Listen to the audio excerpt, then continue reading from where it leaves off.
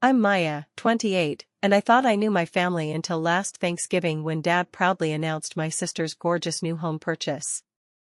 One sentence from me, that's interesting, considering I own that house, turned our family dinner into a battlefield that exposed years of lies, theft, and betrayal. What followed was the most calculated revenge I've ever orchestrated, destroying relationships I thought were unbreakable and revealing truths that changed everything I believed about blood loyalty. Before we dive into this family drama that'll make you question everything, drop a comment telling me where you're watching from. Hit that like button if you're ready for some serious family karma, and don't forget to subscribe because this story gets wilder than any soap opera you've ever seen. The moment those words left Dad's mouth, the entire dining room fell silent. Mom's fork clattered against her plate, my sister Jessica's face went pale, and my husband Marcus squeezed my hand under the table. But Dad just kept beaming, completely oblivious to the bomb he'd just dropped.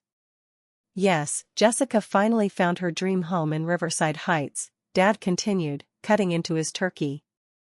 3 bedrooms, 2 baths, beautiful garden. She got such a great deal on it too. I felt like I was watching the scene from outside my body. Riverside Heights. The house I'd been secretly renovating for the past 8 months. The house I'd bought with my inheritance from Grandma Rose. The house Jessica had no idea existed because I'd kept it private, wanting to surprise everyone once the renovations were complete. Dad, I said slowly, my voice barely steady, what's the address? Oh, what was it, honey? Dad turned to Jessica, who looked like she wanted to disappear into her chair. It's on Maple Street, Jessica mumbled, not meeting my eyes. 1524 Maple Street, I finished for her. The exact address of my house. The silence stretched until Mom cleared her throat. Maya, dear, why don't you help me bring out the dessert? But I wasn't moving. Not yet.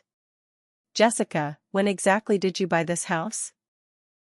My sister finally looked at me, and I saw something I'd never seen before in her eyes, guilt mixed with defiance. Last month. Why does it matter? Because, I said, pulling out my phone and scrolling to the deed documents I always kept handy, I bought that house 8 months ago. With cash.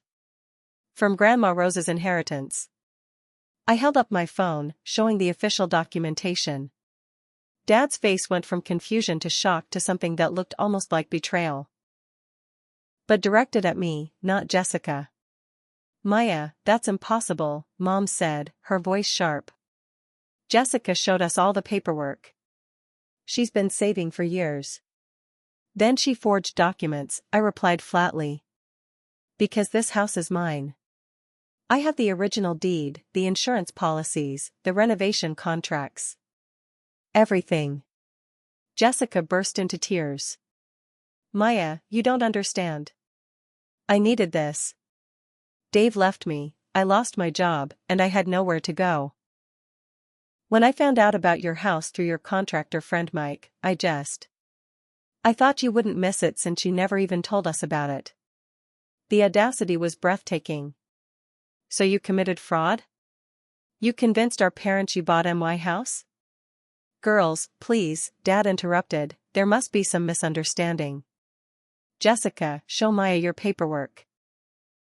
Jessica fumbled with her purse, producing documents that, even from across the table, I could see were poorly doctored copies of my original purchase agreement with her name crudely inserted where mine should be. Marcus leaned over and whispered, Maya, we need to call the police. But I was thinking bigger than that. As I watched my family rally around Jessica, Mom rubbing her shoulders, Dad promising to sort this mess out, my brother Kyle telling me I was being dramatic, I realized something crucial. This wasn't just about the house. This was about years of Jessica being the golden child while I worked twice as hard for half the recognition. This was about family money mysteriously disappearing whenever Jessica had emergencies. This was about my parents consistently choosing her over me, even when she was clearly in the wrong. You know what? I said, standing up from the table. You're right. There is a misunderstanding. I misunderstood what kind of family I belonged to. I gathered my coat and purse while they all stared at me. Jessica, enjoy the house for now. But fair warning, fraud is a felony, and identity theft carries serious jail time. You might want to use whatever time you have left there wisely. As Marcus and I headed for the door, Dad called after me. Maya, don't be ridiculous. Family doesn't call the police on family. I turned back one last time. You're absolutely right, Dad. Family doesn't steal from family either. The drive home was quiet, both of us processing what had just happened. But by the time we pulled into our driveway, my shock was transforming into something much more dangerous: cold, calculated fury. So what's the plan? Marcus asked as we sat in the car. I stared at our modest townhouse, thinking about the beautiful home I'd lovingly restored that my sister was now illegally occupying. The plan is justice. But not just for the house. For everything. That night, I started making lists. Every time Jessica had borrowed money and never paid it back. Every family vacation where her share was mysteriously covered by Mom and Dad's treat while Marcus and I always paid our own way. Every birthday where she received expensive gifts while I got thoughtful but clearly budget-conscious presents. Every time she'd had a crisis that somehow became everyone else's financial responsibility. I also started making phone calls. First to my lawyer, then to my insurance company, then to the contractors who'd worked on the house. Each conversation confirmed what I already knew: Jessica had been living in my house for at least 6 weeks, using utilities I was still paying for, and had somehow convinced several neighbors she was the new owner. But the most interesting call was to my bank. When I asked about any attempts to access my accounts or apply for credit using my information, the representative put me on hold for several long minutes. Ms. Thompson, I need to transfer you to our fraud department. There have been some irregularities we need to discuss. As I waited for the transfer, I felt a strange sense of calm settling over me. Jessica had made this so much easier than I'd expected. She hadn't just stolen my house. She'd left a trail of evidence that would make my lawyer's job almost effortless. The fraud department confirmed my worst suspicions. Someone had been using my personal information to apply for credit cards, utility transfers, and even a small personal loan. The applications had been denied due to conflicting address information, but the attempts were all documented. By midnight, I had a complete picture of my sister's crimes and a rough outline of my response. This wasn't going to be just about getting my house back. This was going to be about consequences, accountability, and making sure Jessica never had the opportunity to devastate another family member's financial security. Marcus found me at the kitchen table surrounded by papers and printouts. How bad is it? Worse than I thought, I replied, but also better. She's been sloppy, and there's a clear paper trail. Jessica didn't just commit fraud, she committed federal crimes. Identity theft, wire fraud, probably tax evasion too. So we're really doing this? We're pressing charges? I looked at my husband, this good man who'd supported every decision I'd made, who'd never once questioned my judgment even when my own family did. We're doing this. But first, I want to give her a chance to make this right. The next morning, I called Jessica. Jessica answered on the first ring, her voice small and hopeful. Maya? I'm so glad you called. I was up all night thinking about yesterday, and I know we can work this out. Family always finds a way, right? The naive optimism in her voice almost made me laugh. Almost. Jessica, I'm calling to offer you one chance to fix this before it becomes unfixable. You have 72 hours to move out of my house, return all documents with my name on them, and provide a full accounting of every penny you've spent using my information. Silence stretched between us before she finally spoke, and when she did, her voice had changed completely. Gone was the pleading little sister, in her place was someone I barely recognized. Or what, Maya? You'll call the police? Please. Do you really think anyone will believe your word over mine when I have all the documentation proving I bought that house fair and square? I blinked, genuinely shocked by the coldness in her tone. Jessica, those are forged documents. Badly forged. Any forensic accountant could prove it in minutes. Good luck proving that when Mom and Dad will testify that I've been planning this purchase for months. Kyle will back me up too. You know how this family works, Maya. It's always been you against all of us, and you always lose. The casual cruelty of her words hit me like a physical blow. But more than that, they revealed something I'd been too blind to see. This wasn't a desperate mistake born from financial crisis. This was calculated. Jessica had counted on my family choosing her over me, just like they always had. You know what's interesting, Jess? I recorded this call. I hadn't, but her sharp intake of breath told me everything I needed to know about her state of mind. You're bluffing. Maybe I am. But you just confessed to fraud and conspiracy, so I guess we'll see how that plays out in court. 71 hours now. I hung up before she could respond and immediately called my lawyer, Sarah Chen. Yes, I was aware of the irony of the name, but Sarah was the best fraud attorney in the state, and I needed the best. Maya, I've reviewed the documents you sent over. This is incredibly clear-cut. Your sister has committed multiple felonies. The question is, how far do you want to take this? All the way, Sarah. But I want to be strategic about it. What do you mean? I'd been thinking about this all morning. Jessica's counting on family loyalty to protect her. She thinks Mom and Dad will lie for her, help her cover this up. I want to remove that option. How? By making sure they understand exactly what she's done and what the consequences will be if they help her hide it. I want them to choose between protecting her and protecting themselves. Sarah was quiet for a moment. That's actually brilliant. And completely legal.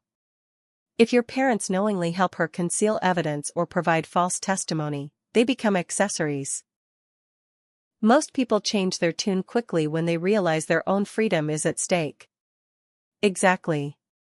Can you draft a letter explaining the legal ramifications of aiding and abetting fraud? Something official enough to scare them but not threatening enough to constitute intimidation? Consider it done. What about the house? Do you want to file for emergency possession? I thought about Jessica sleeping in the master bedroom I'd spent weeks perfecting, cooking in the kitchen I'd designed, entertaining friends in the living space I'd created. The violation was almost unbearable. Not yet. I want her to get comfortable. The longer she stays there, the more evidence we have of her intent to permanently steal my property. Let her dig the hole deeper. Maya, I have to ask, are you sure about this approach? Once we start down this road, there's no going back. Your family relationships will never recover.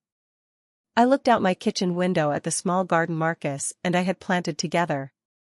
Modest, but ours. Honest. Sarah, my family relationships were built on a lie, the lie that Jessica deserved special treatment because she was somehow more fragile, more needy, more worthy of protection than I was. If this destroys that dynamic, good. After hanging up with Sarah, I spent the rest of the day doing research. I learned about housing fraud, identity theft statutes, and the specific penalties Jessica was facing. But I also researched something else, the legal concept of willful blindness. If Mom and Dad had been asking the right questions, Jessica's story would never have held up. How does someone working part-time at a retail store suddenly afford a $150,000 house? How does someone with Jessica's credit history qualify for a mortgage? Why had she never mentioned house hunting to anyone? The more I thought about it, the more convinced I became that my parents hadn't been fooled, they'd been complicit. Not necessarily in the original crime, but in the willingness to overlook obvious red flags because Jessica's version of events was more convenient than the truth. That evening, Marcus found me reorganizing my home office, pulling together every document related to the house purchase, every email with contractors, every receipt from the renovation. You're building a war room, he observed. I'm building an airtight case. Jessica thinks she can gaslight me, convince everyone that I'm the problem. She's about to learn that I don't crumble under pressure, I get more organized. My phone buzzed with a text from Mom. Maya, honey, please call me. We need to talk about this misunderstanding before it gets out of hand. I showed the message to Marcus. Misunderstanding. Like it's some innocent mix-up instead of a felony. Are you going to call her? Eventually. But first, I want to talk to Kyle. My brother Kyle had always been the middle child in every sense, caught between Jessica's drama and my independence, usually choosing the path of least resistance. But Kyle was also an accountant, and if anyone in the family would understand the seriousness of what Jessica had done, it would be him.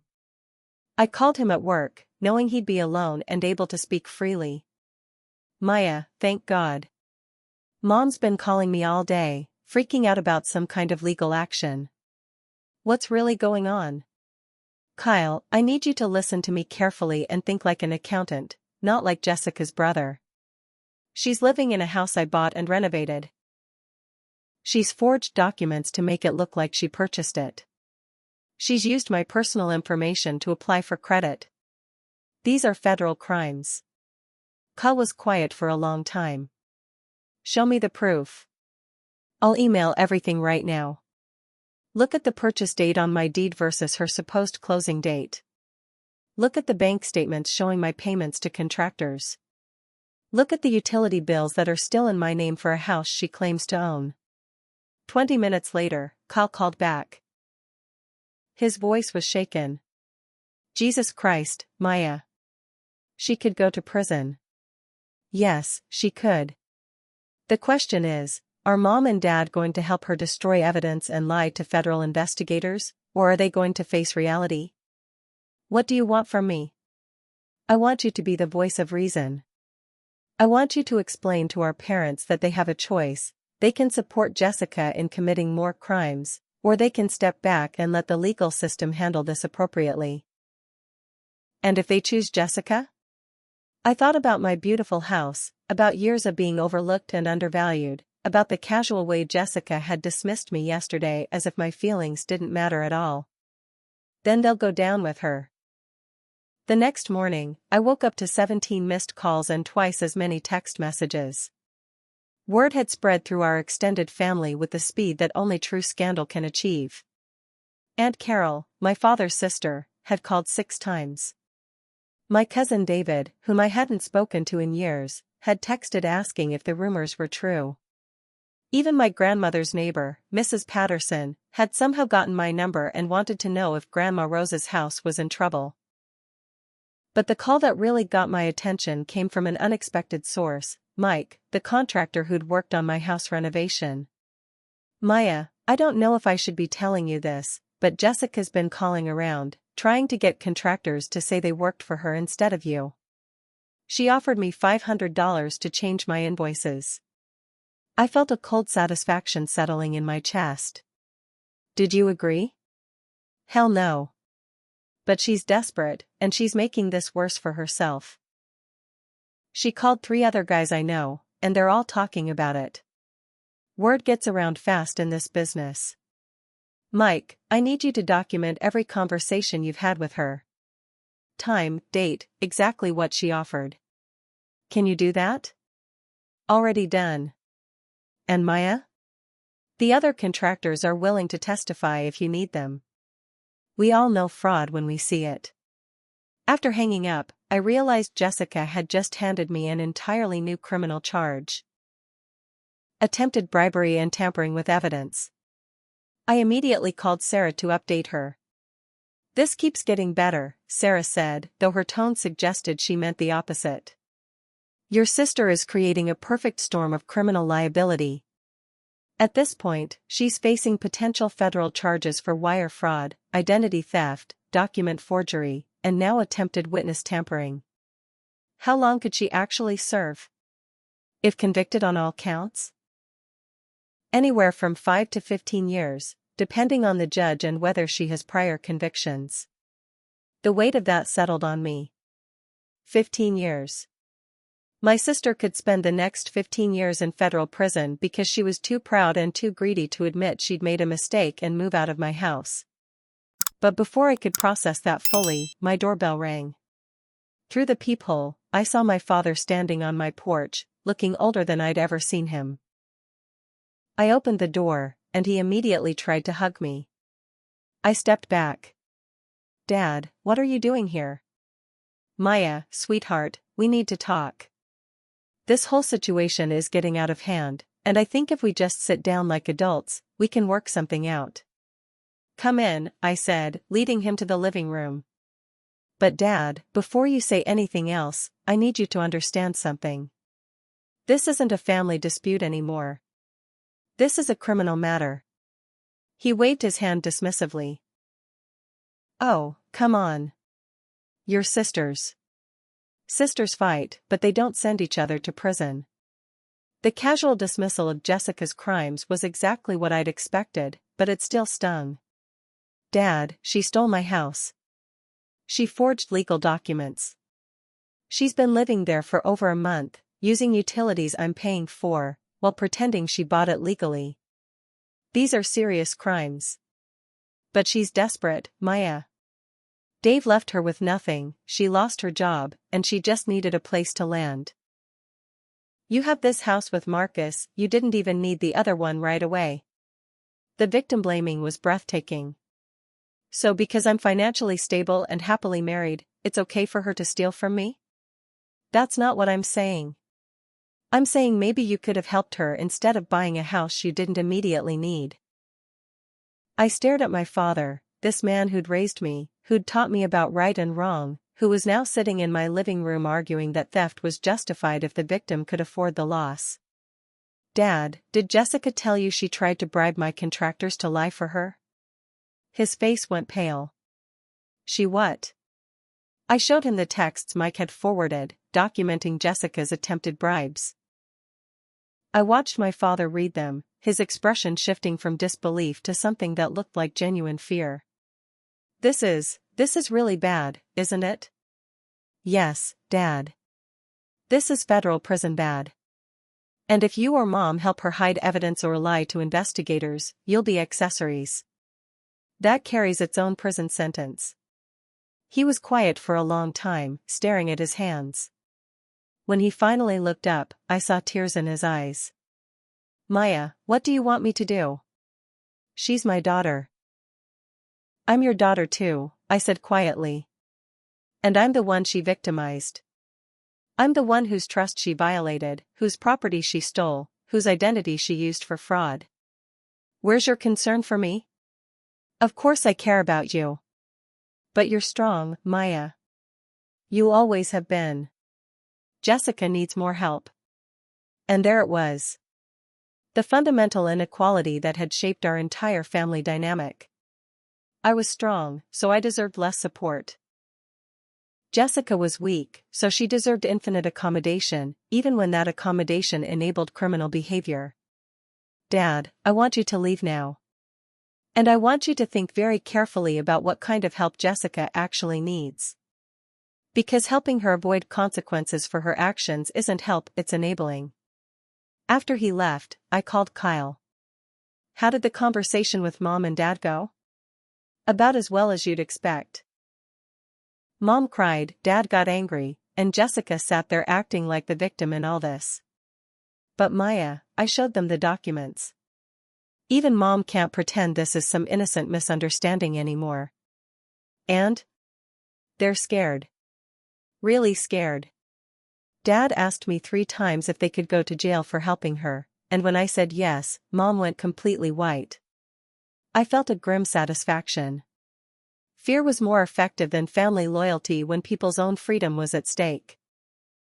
"Kyle, I need to ask you something, and I need you to be honest. Did you know about any of this?" A long pause. I suspected something was off. Jessica's been unemployed for months, but she's been spending money like she had a job. New clothes, dinners out, that expensive purse she had at Thanksgiving. When she said she bought a house, I knew the numbers didn't add up. But you didn't say anything. Maya, you know how this family works. Questioning Jessica's stories just creates more drama. It was easier to stay quiet. The honesty hurt, but I appreciated it. Kyle, staying quiet made you complicit. Maybe not legally, but morally. You knew something was wrong, and you chose comfort over truth. I know, he said quietly. And I'm sorry. What can I do to help fix this? It was the first time anyone in my family had asked how they could help me instead of how they could protect Jessica. I need you to be a witness. I need you to testify about Jessica's real financial situation, about the conversations where she didn't make sense, about what our parents knew and when they knew it. Maya, that could destroy this family. Kyle, Jessica destroyed this family the moment she decided my property was hers to take. I'm just making sure the consequences land where they belong. That evening, Sarah called with an update. I've heard from Jessica's attorney. She wants to negotiate. What kind of negotiation? She's willing to move out of the house and pay restitution in exchange for you not pressing criminal charges. I thought about it for exactly 3 seconds. No. Maya, this would get you your house back immediately, and you'd avoid the stress of a criminal trial. Sarah, if I accept a settlement, Jessica learns that crime pays as long as you apologize afterward. She'll do this again, to me or to someone else. I want her to face real consequences. The offer was actually quite generous. She's willing to pay for the renovation costs, utilities, and damages. With what money? She's unemployed and living in a stolen house. Where exactly would these payments come from? Sarah was quiet for a moment. Her attorney mentioned family support. Of course. Even now, facing federal charges, my parents were still planning to bail Jessica out. They'd rather pay her debts than hold her accountable for her actions. Counteroffer, I said. Jessica pleads guilty, serves whatever sentence the judge deems appropriate, and stays away from me and my property permanently. Non-negotiable. Maya, are you sure? This is your sister. I looked around my modest townhouse, thinking about the beautiful home Jessica was currently occupying illegally, thinking about years of being told I was too strong, too independent, too successful to need family support. Sarah, my sister died the moment she decided to steal from me. The person living in my house is just a criminal who happens to share my DNA. The next morning brought the call I'd been expecting, Mom, sobbing, begging me to reconsider pressing charges. But for the first time in my life, I didn't try to comfort her or fix her emotional state. Mom, you have a choice. You can support Jessica in her criminal behavior and face the legal consequences of that support, or you can step back and let justice take its course. But you can't have both family loyalty and legal immunity. Maya, please. Think about what this will do to our family's reputation. Our family's reputation. Not justice for the victim. Not accountability for the criminal. Just concern about what the neighbors would think. Mom, our family's reputation should have been your concern when Jessica was forging documents and stealing property.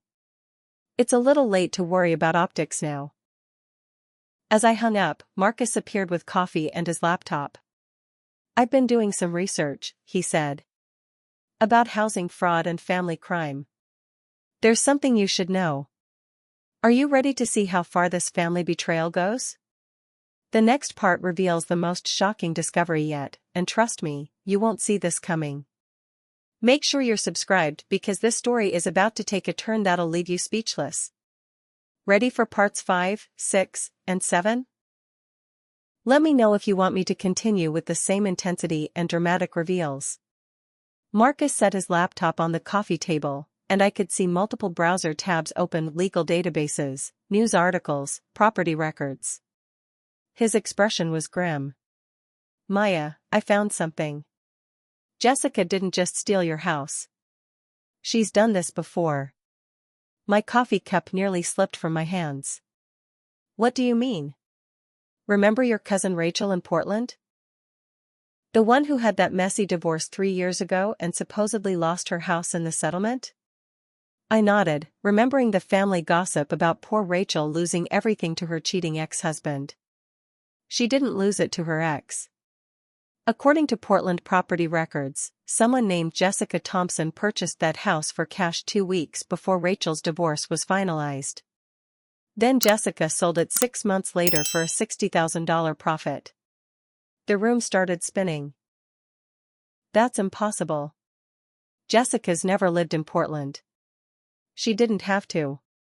Look at this. Marcus turned his laptop toward me, showing a series of property transfers. Jessica bought Rachel's house using forged documents that made it look like Rachel was selling to her voluntarily.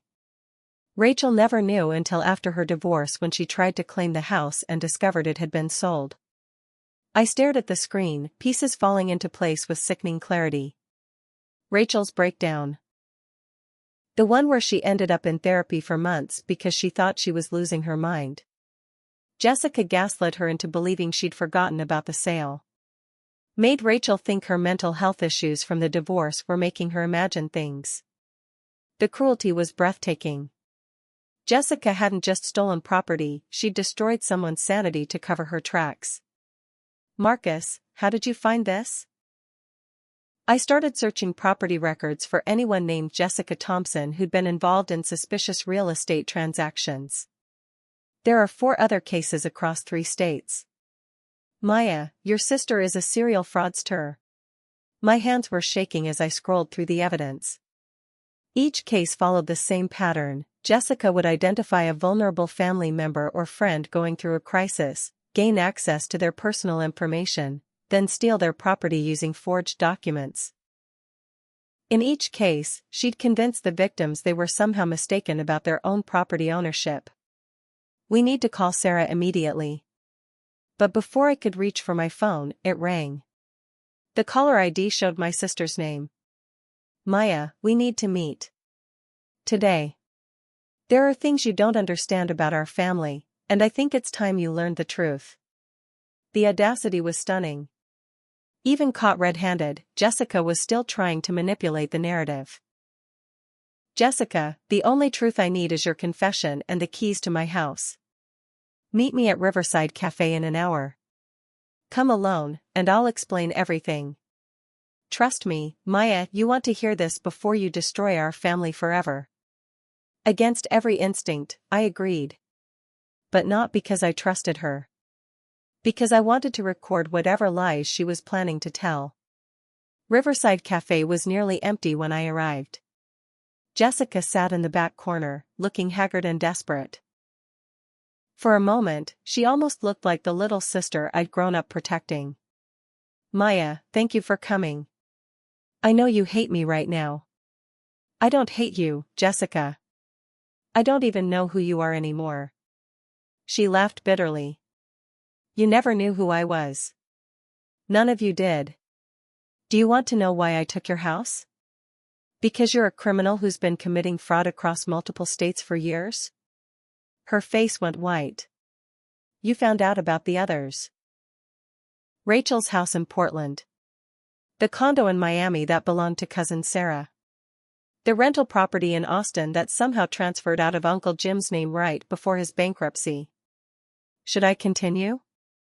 Jessica stared at me for a long moment, then seemed to deflate completely.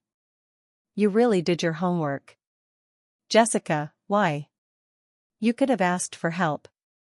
Our family would have supported you. Would they?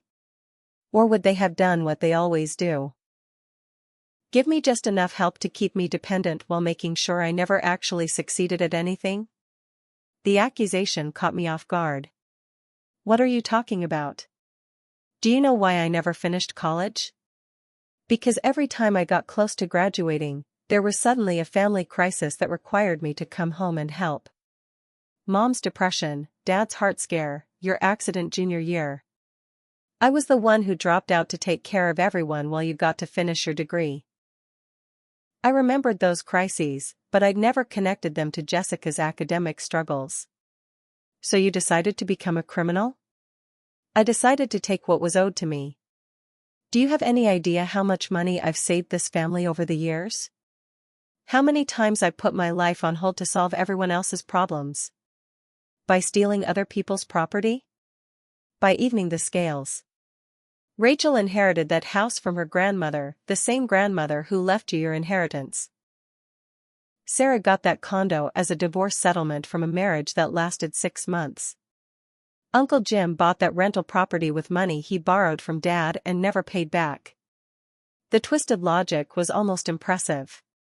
In Jessica's mind, she wasn't stealing, she was redistributing family wealth according to some internal system of who deserved what. Jessica, that's not how inheritance works. That's not how property ownership works. That's not how anything works. Says the person who got Grandma Rose's entire inheritance while the rest of us got token amounts. And there it was. The real source of all this resentment.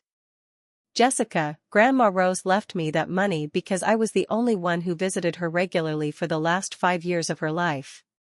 Because I helped her with her medical appointments and grocery shopping and bill paying while everyone else was too busy.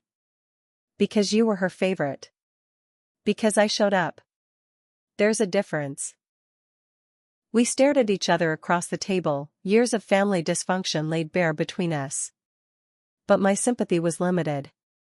Understanding Jessica's motivation didn't excuse her crimes. Jessica, here's what's going to happen. You're going to plead guilty to all charges. You're going to make restitution to every person you've defrauded. And you're going to serve whatever sentence the court deems appropriate. And if I don't? I pulled out my phone and showed her the recording app that had been running since I sat down. Then I'll make sure the prosecution has every piece of evidence I've gathered, including this confession you just gave me. Her face crumpled. Maya, please. I'm pregnant. The words hit me like a physical blow. What? I'm 8 weeks pregnant. Dave doesn't know, he left before I found out. If you press charges, my baby will be born in prison. For a moment, my resolve wavered. A baby. An innocent child who would pay for Jessica's crimes. But then I thought about Rachel, gaslit into believing she was losing her mind. About Sarah, confused and devastated by the loss of property she couldn't understand. About Uncle Jim, who'd declared bankruptcy partly because assets he thought he owned had mysteriously disappeared. Jessica, you should have thought about that baby before you decided to commit felonies. Should have thought about that baby before you tried to destroy multiple family members' financial security. Maya, please. I'll disappear. I'll move across the country, and you'll never see me again. Just don't press charges. So you can victimize strangers instead of family members? She was crying now, ugly sobs that shook her entire body. Part of me wanted to comfort her, to find some compromise that would protect the innocent child she carried. But the larger part of me remembered every victim she'd created, every family member she'd gaslit and manipulated. The offer stands, Jessica. Plead guilty, make restitution, serve your time. Or I release everything to the prosecution and let them decide how many charges to file. I left her crying in the cafe and drove straight to Sarah's office. We're done negotiating, I told my lawyer. File everything. The next 48 hours felt like watching a controlled demolition. Once Sarah filed the federal charges and released the evidence about Jessica's multi-state fraud operation, everything happened with brutal efficiency. The FBI raided my house, my actual stolen house, at 6 a.m. on a Thursday. I watched from across the street as agents photographed everything, cataloged evidence, and escorted a sobbing Jessica out in handcuffs. The local news crews arrived 20 minutes later. My phone started ringing immediately. First Mom, screaming about how I'd destroyed the family. Then Dad, demanding to know how I could do this to my pregnant sister. Kyle called to warn me that half the family was talking about cutting contact with me permanently. But the call that surprised me came from Rachel in Portland. Maya, I just saw the news. I can't believe Jessica did this to you too. Rachel, I'm so sorry. I had no idea she'd stolen your house until yesterday. Don't apologize. You're the reason I'm finally going to get justice. The FBI called me this morning. Apparently, Jessica's arrest triggered a multi-state investigation into all her property frauds.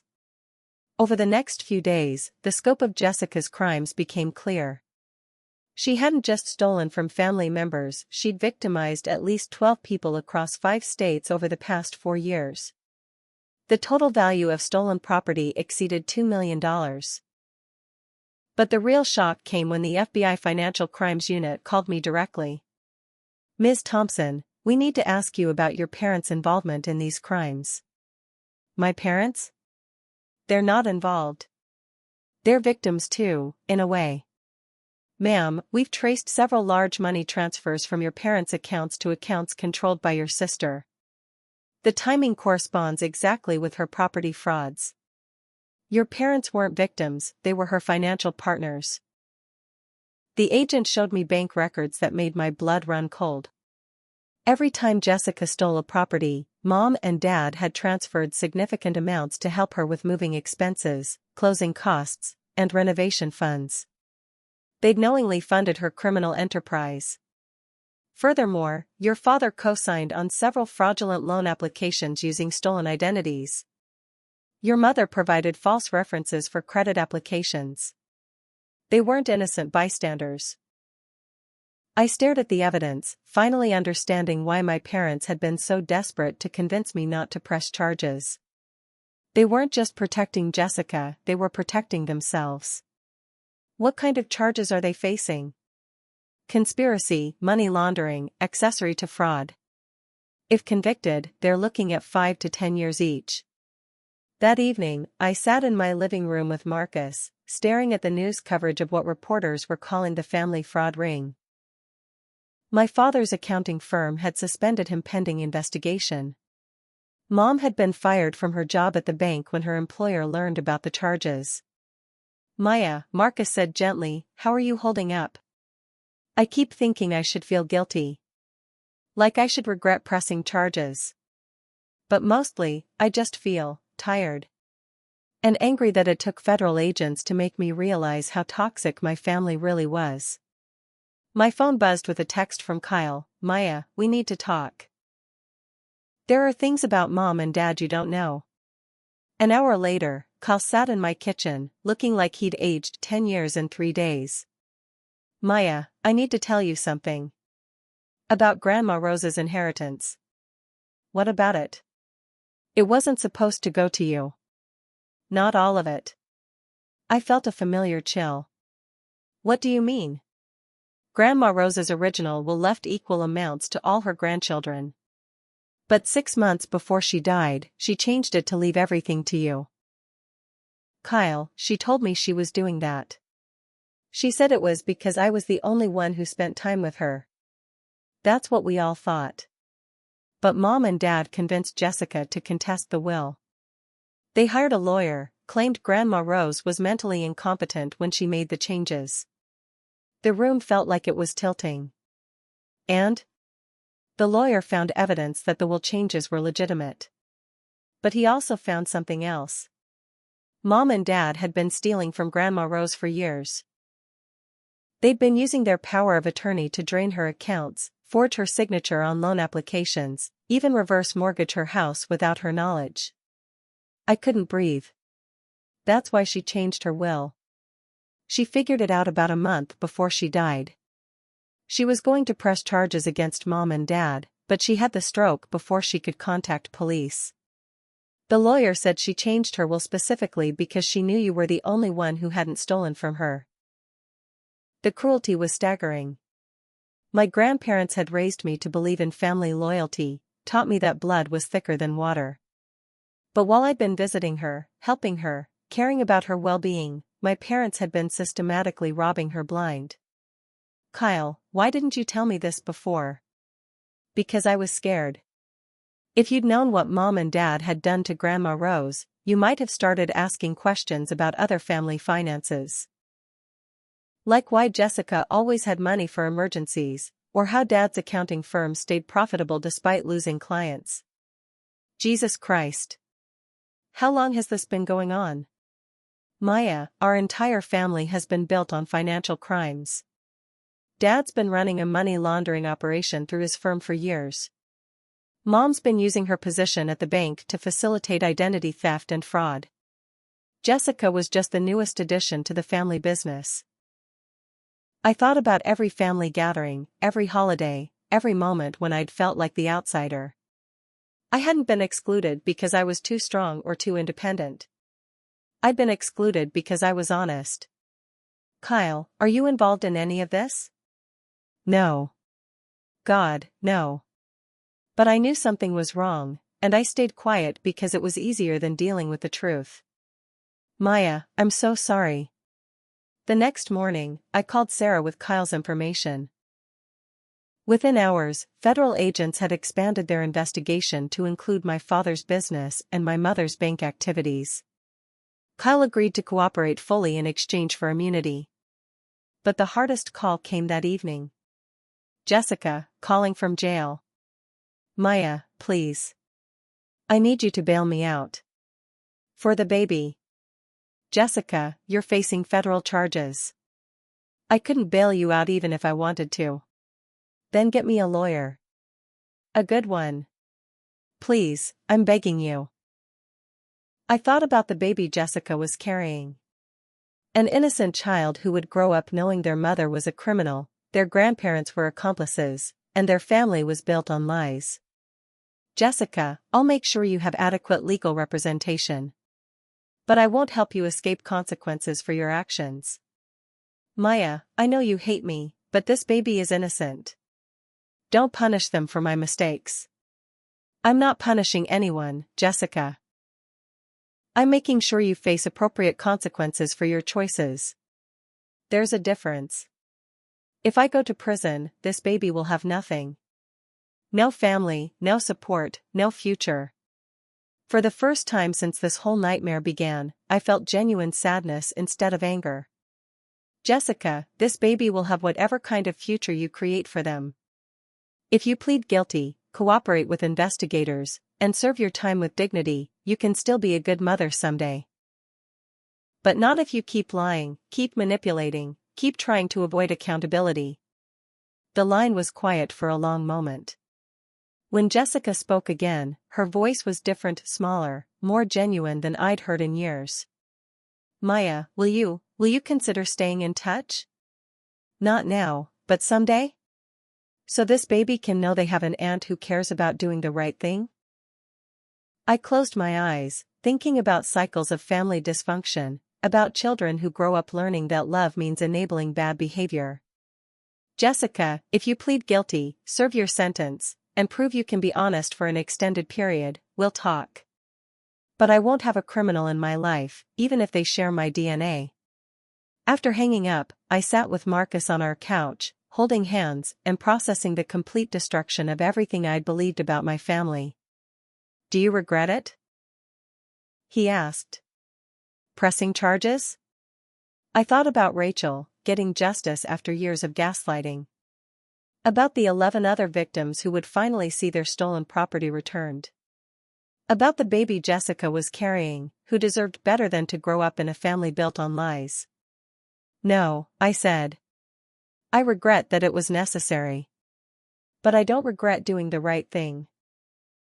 6 months later, I stood in the doorway of my beautiful house on Maple Street, watching Marcus hang our family photos in the renovated living room. The federal investigation was complete. Jessica had pleaded guilty to 14 counts of fraud, and my parents were serving concurrent sentences at minimum security facilities. The house felt different now, not just because of the legal battle, but because it represented something bigger than property ownership.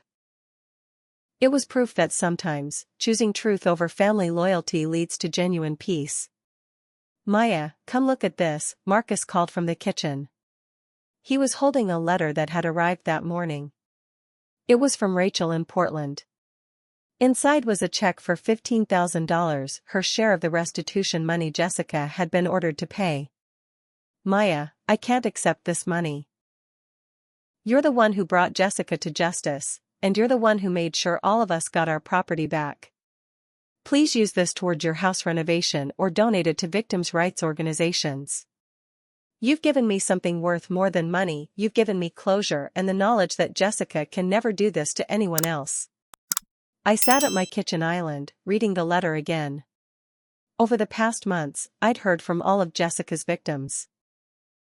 Each had thanked me for having the courage to press charges. Several had become genuine friends. Kyle stopped by that afternoon, as he did every Sunday now. Our relationship had completely transformed once we started building it on honesty instead of family obligation. "Any word from Jessica?" he asked, settling into the chair across from me.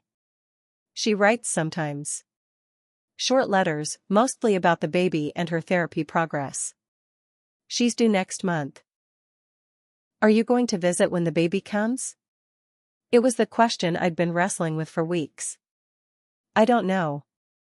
Part of me wants to meet my nephew or niece. But I won't pretend Jessica and I have a relationship just because she had a baby." Kyle nodded. "For what it's worth, I think you've handled this whole situation with more grace than anyone else could have managed." "Kyle, can I ask you something? Do you think I was too harsh? Too unforgiving?" He was quiet for a moment, choosing his words carefully. "Maya, forgiveness and accountability aren't opposites. You can forgive Jessica for being damaged and desperate while still holding her responsible for her crimes. You can feel sorry for mom and dad's financial struggles while still recognizing they chose to steal from elderly family members. Compassion doesn't require you to enable destructive behavior." That evening, I got a call from an unexpected source, Mrs. Patterson, Grandma Rose's former neighbor. "Maya, dear, I hope you don't mind me calling. I have something that belonged to your grandmother that I think you should have." An hour later, Mrs. Patterson sat in my living room, holding a small wooden box. "Your grandmother gave me this the week before her stroke. She said if anything happened to her, I should make sure you got it. She was very specific, only you, not your parents or siblings." Inside the box were letters. Dozens of them, written in Grandma Rose's careful handwriting. The first was dated 2 years before her death and addressed to me. "My dearest Maya, if you're reading this, it means I'm gone and you've likely discovered some difficult truths about our family. I want you to know that your integrity and kindness have been the bright spot in my final years. While others saw my age as an opportunity for exploitation, you saw me as a person worth caring about." I read letter after letter, each one documenting the financial abuse my parents and Jessica had subjected her to, but also her deep pride in the woman I'd become. In the final letter, dated just days before her stroke, she wrote, "Maya, I've changed my will to leave everything to you not as a reward, but as a responsibility. You're the only person in this family I trust to use money honorably and help others when they need it. Don't let guilt about the family's anger change your generous heart, but also don't let anyone take advantage of that generosity. You've learned the difference between kindness and enabling, that wisdom will serve you well." Reading those letters, I felt a peace I hadn't experienced in months. Grandma Rose had seen clearly what I'd struggled to understand, that protecting yourself from exploitation isn't selfish, and that sometimes love requires saying no. 2 weeks later, I got a call from Jessica's court-appointed social worker. "Ms. Thompson, your sister had her baby yesterday. A healthy boy. She's asked if you'd be willing to visit, just once, before she's transferred to the federal facility." I drove to the hospital with mixed emotions. Jessica looked exhausted but somehow more present than I'd seen her in years. The baby was perfect, tiny and peaceful in a way that made my heart ache. "Maya, thank you for coming. I know you didn't have to. How are you feeling?" "Terrified. But also, clearer than I've been in a long time. The therapy in jail has helped me understand some things about myself." "Like what?" "Like how I convinced myself that being a victim justified victimizing others. How I turned my problems into everyone else's emergencies. How I used family loyalty to manipulate people who cared about me." She held the baby closer. "Maya, I need to ask you something, and I want you to be completely honest. Do you think I can be a good mother from prison?" The question caught me off guard. Jessica, I think you can learn to be a good mother if you commit to being honest and taking responsibility for your actions. But that's a choice you'll have to make every day for the rest of your life. I've been thinking about giving him up for adoption. To a family that can give him stability and honesty from the beginning. It was the first completely unselfish thing I'd heard Jessica say in years. What do you want to do? I want to do what's best for him, even if it breaks my heart.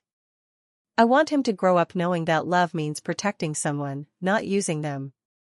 3 months later, I attended the adoption ceremony. Jessica's son went to a wonderful family, a teacher and a nurse who had struggled with infertility for years. Jessica held him one last time, whispering promises to be the kind of person he could be proud of someday. As I write this, it's been a year since that Thanksgiving dinner that changed everything. Jessica is serving her sentence and has become a model prisoner, earning her GED and working in the prison library. My parents are in therapy, slowly learning to take responsibility for their actions. Kyle and I have built a friendship based on truth rather than family obligation. Marcus and I hosted our own Thanksgiving this year, surrounded by the family we've chosen: Rachel and her new husband, Kyle and his partner, Mrs. Patterson, and 3 other families from our neighborhood whose company we genuinely enjoy. Looking around that table, I realized something important: family isn't defined by shared DNA or childhood history. Family is defined by people who show up for each other honestly, who celebrate your successes without jealousy, and who hold you accountable when you mess up because they want you to be your best self. Have you ever had to choose between family loyalty and doing what's right? Have you experienced that moment when you realize enabling someone isn't the same as loving them? I'd love to hear your stories in the comments below. Sometimes sharing these difficult experiences helps us all feel less alone. If this story resonated with you, please hit that like button and subscribe for more real-life family drama and the lessons we learn from difficult choices. Share this with someone who might need to hear that choosing truth over comfort is always worth it in the end. Thank you for listening to my story, and remember, sometimes the family that loves you most is the one that refuses to let you settle for less than you deserve. The people who hold you accountable aren't your enemies, they're the ones who believe you're capable of better. Choose those people, and choose to be that person for others.